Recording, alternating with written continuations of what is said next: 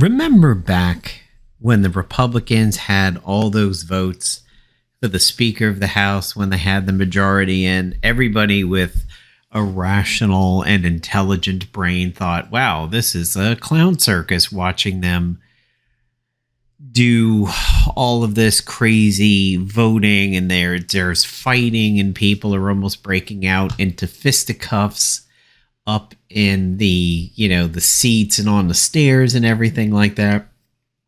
And we thought, wow, this is a circus. This is just sheer clown comedy. Well, here comes Donald Trump with his picks for his administration, and he's literally saying, hold my beer, because now we have Dr. Oz potentially becoming the pick for the Medicare division. This is absolutely crazy, beyond the pale, and beyond a shadow of a doubt, absolutely insane. Let's listen to what he happened to say back during COVID. Dr. Oz, help us. Well, first, we need our mojo back. Let's start with things that are really critical to the nation, where we think we might be able to open without getting into a lot of trouble. I tell you, schools are a very appetizing opportunity. I just saw a nice piece in The Lancet arguing that the opening of schools may only cost us 2 to 3% in terms of total mortality. And, that's any life is a life lost. But to get every child back into a school where they're safely being educated, being fed, and making the most out of their lives with a theoretical risk on the backside, it might be a trade-off some folks would consider. We need to get industry back, supply lines. I mean, things that we can do without putting the nation at risk. Dr. Oz, help us. Appetizing? Excuse me, what? Children are an appetizer? They are mozzarella sticks? They're a bloomin' onion? They're oysters on a half shell? What the goddamn hell am I hearing here?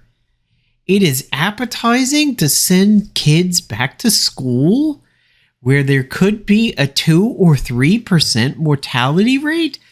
No, what is acceptable for children and anybody on this planet is an attempt to get it to a 0% mortality rate.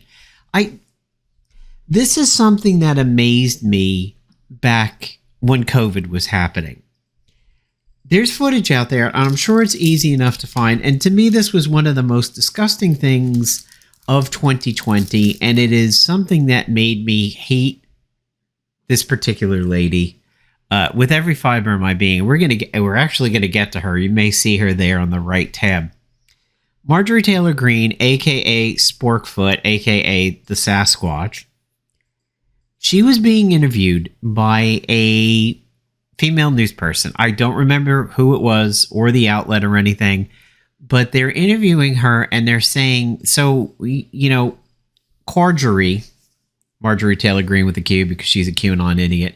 So listen here, Sporkfoot.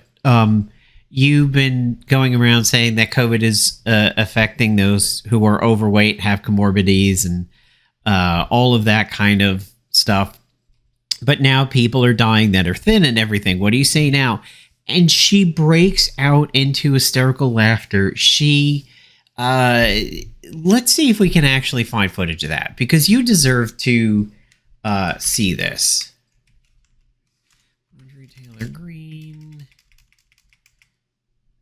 COVID. I hope there's still footage of this out here, because this is no, that's a shame. Actually, maybe it's this one. Yes, there's the face she makes. This is... watch this. It's dangerous. Do you feel any responsibility for keeping people in Georgia safe? There are children, skinny people who have died of the coronavirus. Do you feel any responsibility? Tia, you cracked me up. You know what? I think people's responsibility is their own. It's dangerous. Do you feel any responsibility for keeping people in Georgia safe? There are children, skinny people who have died of the coronavirus. Do you feel... I mean, What kind of a human being is this? That she finds the death of people during COVID, no matter what their existing health circumstance was, whether they were thin, they were overweight, they were diabetic, they were smokers, no matter what happened, to have that response to somebody throwing your own words back at you and to just barely contain a smile as the question progresses, and then to just break out into sheer laughter. This is not a valid human being, let alone somebody who should be a politician. I mean, that was one of the most disgusting things I think I'd ever seen from an American politician. And all of them, all of the top choices for me in that category are always Republicans, whether it's Paul Gosar playing the animation of Attack on Titan with AOC, Cortez being killed in the Attack on Titan opener.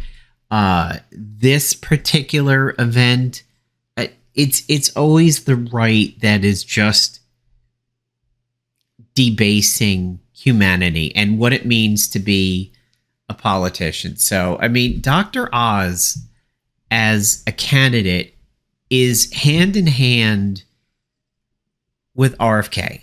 So, in more recent times, he's now hawking pillows like Cracking Lindell.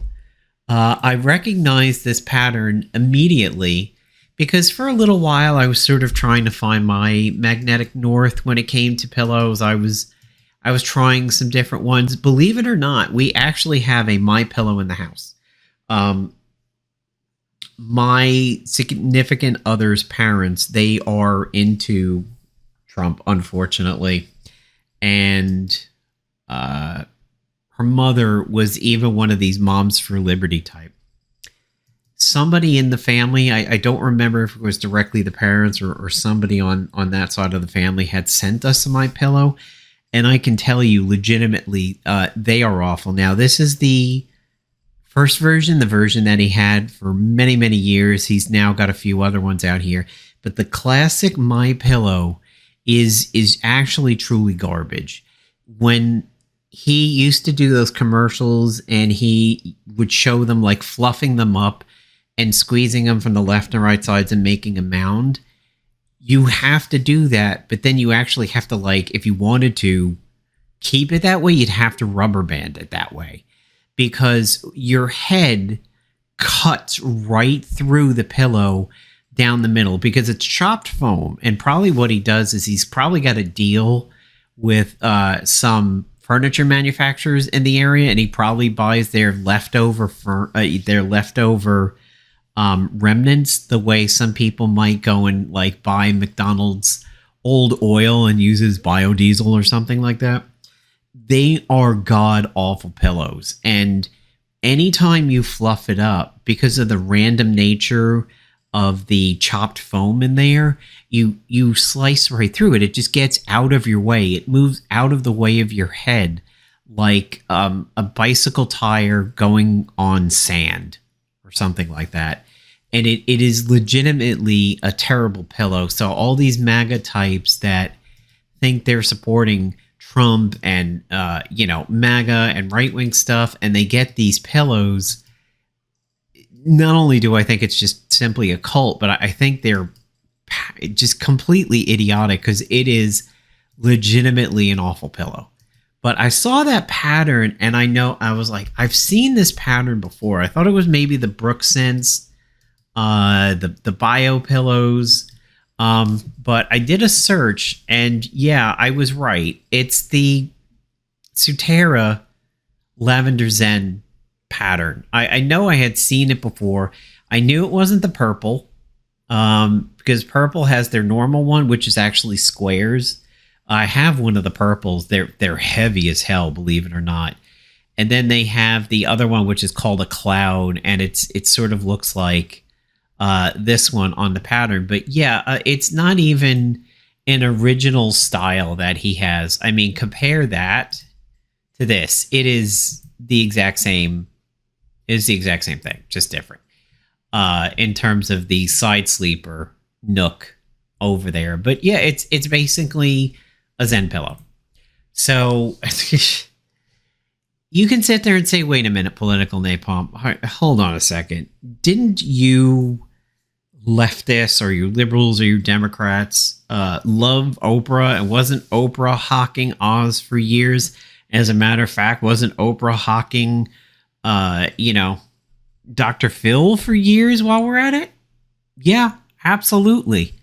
And mistakes do get made. First of all, I don't think there's anybody on the left who goes, yes, Oprah, yes. Like whatever she says, yes, that's what we're going to do. I certainly don't see it on social media. I don't run into people that feel that way. It's sort of how like the right paints everybody, especially the women. They just listen to The View and whatever those chicken heads say over there, the buck squawking, as they kind of put it. Whatever they say is supposed to be the thing. I think you're not giving people enough credit to consume parts of media, whether it be in TV or on social media or on print, and take parts of it and have the wherewithal to discard what doesn't work. Dr. Phil and Dr. Oz have shown a lot of their true colors in recent years. And I will state a personal case in which I went along with somebody and they revealed their colors, and I'm not concerned about them anymore. In my young adulthood, we had love lines. And we had Celebrity Rehab, and you probably know where I'm going with this one. Dr. Drew. Dr. Drew, I considered pretty valid back in the day. He did love lines with Adam Carolla, who had Adam Carolla's gone off the deep end too. He's not worth a bucket of piss. Kind of like your Rob Schneiders and your Kevin Sorbos and everything. But I had faith in Dr. Drew. I would listen to what he would say to these callers and everything like this. And he seemed pretty legit. The Celebrity Rehab seemed legit, but then you started to kind of get wind that it was sort of an abusive show. It was a show just for the engagement, and was he really helping, and was it really good for them and everything like that. And I think you had people like Shifty Shellshock from Be My Butterfly, Sugar Baby, Crazy Town, and you had some others, and Shifty has since passed away, and I think even some others from the show have passed away. But you started to hear some things that maybe Celebrity Rehab wasn't that great. Dr. Drew completely fell apart in my eyes when at the beginning of COVID, he was like, this is nothing. It will be nothing. It's going to be the common flu.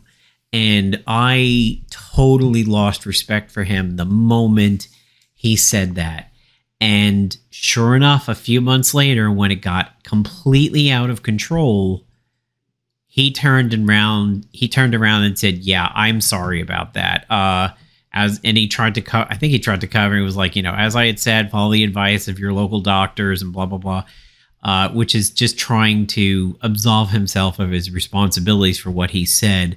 But he totally in the beginning was like, this is going to be the flu. This is going to pass over. It's going to be a nothing burger.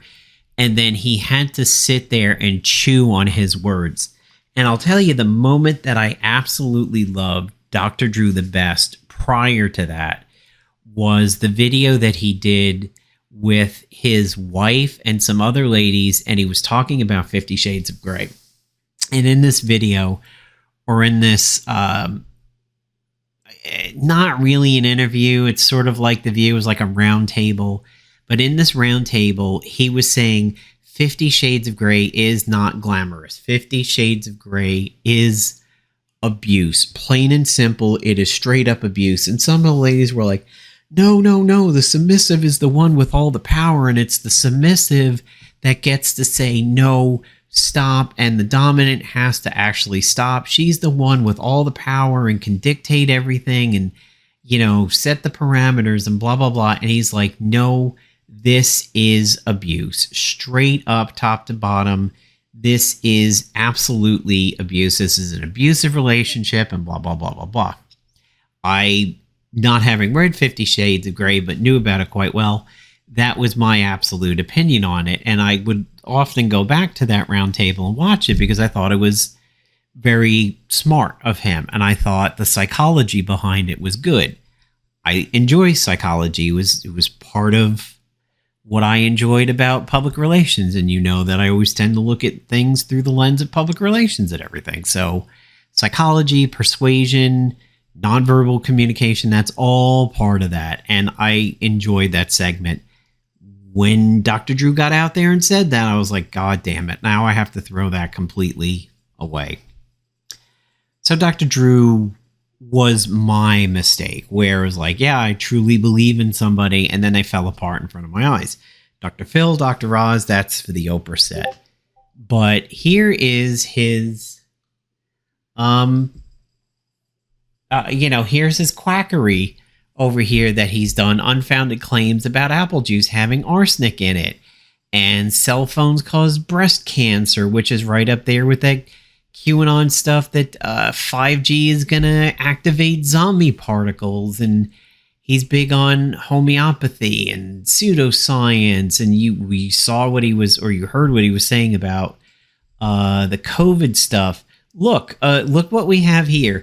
Oz has been criticized for the guests he's invited onto the Dr. Oz show, including psychics, faith healers, peddlers of unproven or disproven medical treatments, anti-vax activists, including Mercola, RFK Junior, and Christiane Northrup, who I've never heard of. I mean, he's basically frontline doctors at this point. And of course, he ran for office in Pennsylvania, where he just edged out. I mean, just edged out this David McCormick, and then went on to get beat pretty handily by Fetterman. Thank God. I remember this race between him and Herschel Walker. I was like, what is the United States coming to? But it got worse from the whole Oz and Herschel Walker thing. We can see that now with these picks, but remember how I said we would come back around to our Sasquatch lady? Marjorie Taylor Greene is now like so in the tank for the cult. I mean, she always has been, but this is particularly ridiculous.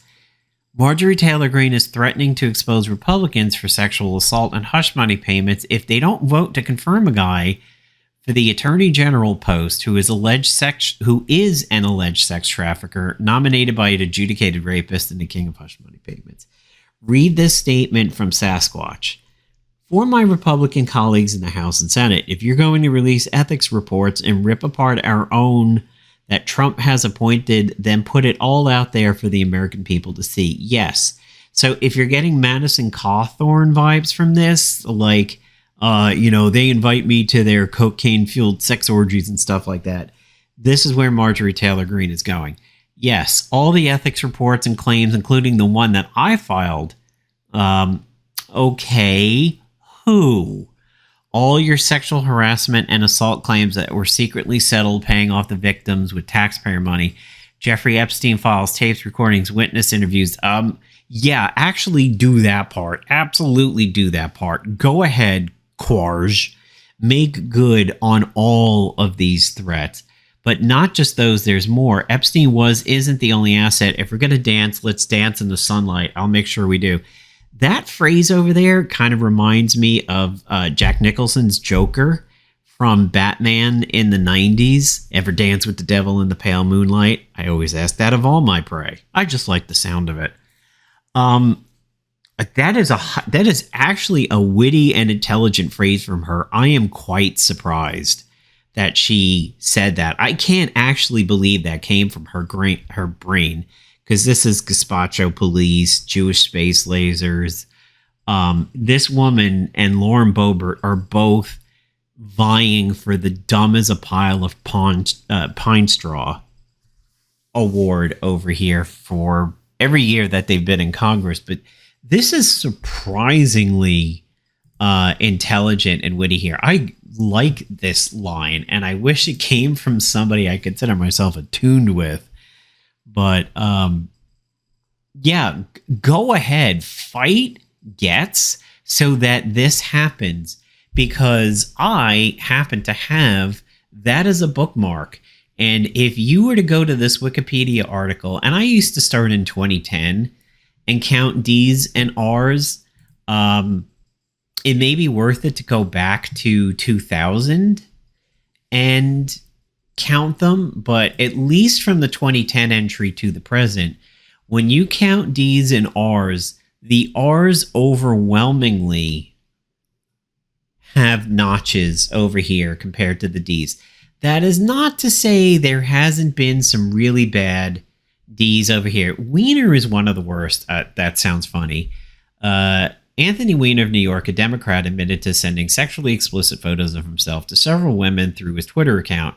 He resigned from Congress in 2011, but continued the sexting. In 2017, Weiner began a 21-month sentence for sexting a 15-year-old girl. This is truly one of the worst ones on this list. At least he resigned.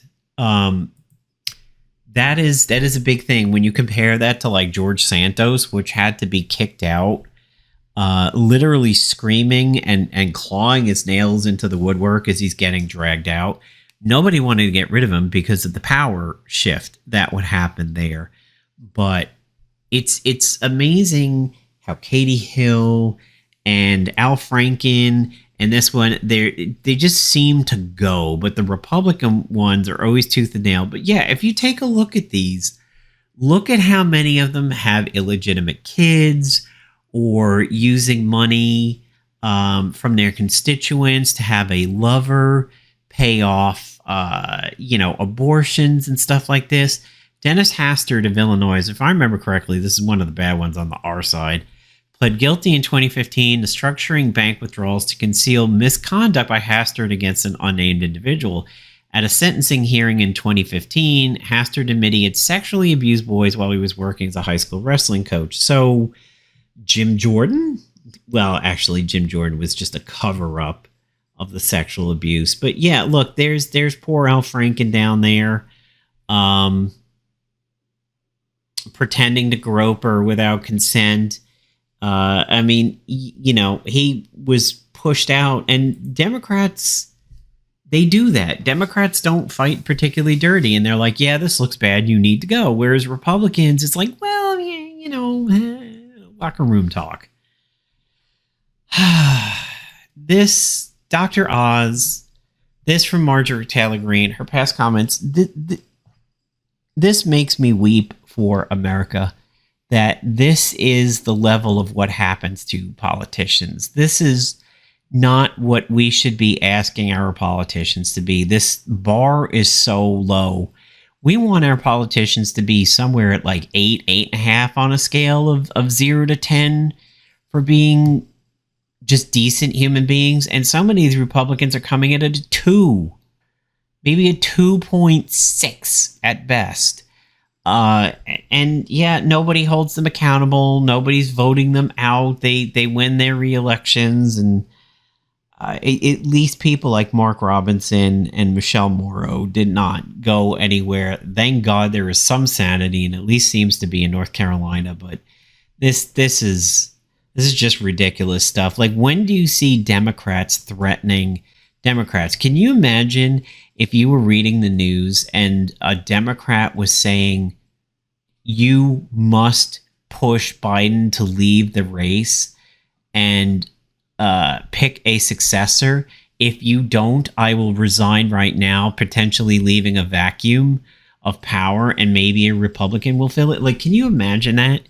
You'd be like, what the hell is happening? A Democrat is forcing other Democrats not to back Biden and will actually resign because of that.